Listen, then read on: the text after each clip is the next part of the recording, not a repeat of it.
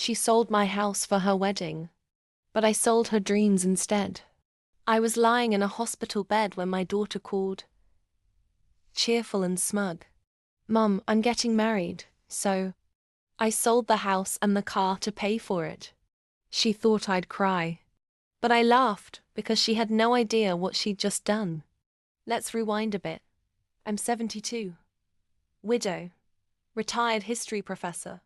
I live in a quiet lakefront home in Vermont, modest from the outside, but sitting on over 12 acres of pristine land.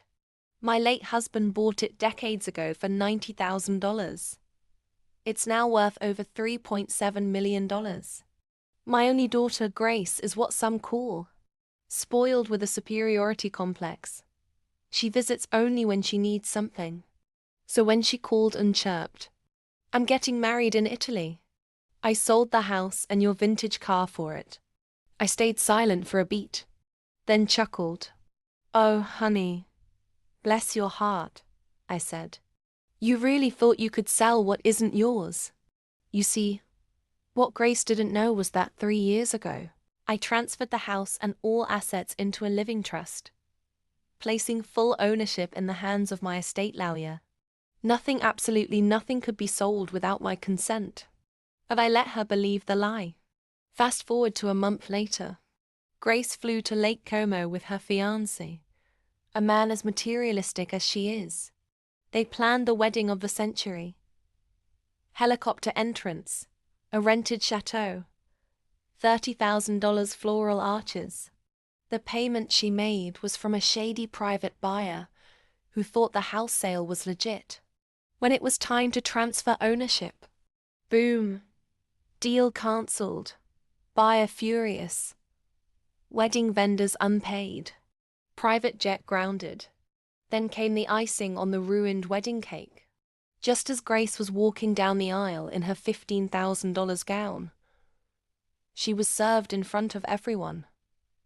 A lawsuit, fraudulent property sale, attempted asset misappropriation, and because she forged a few documents, criminal charges.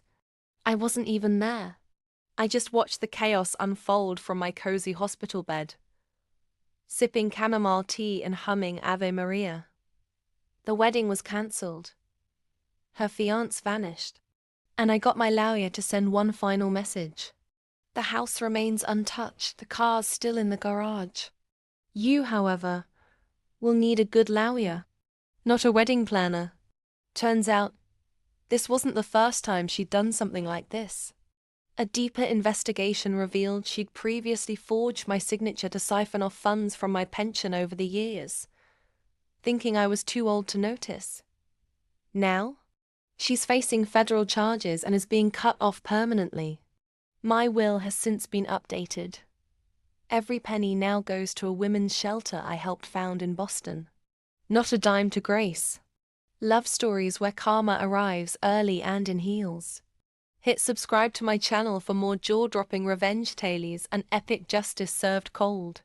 Because sometimes, the sweetest revenge comes from a hospital bed.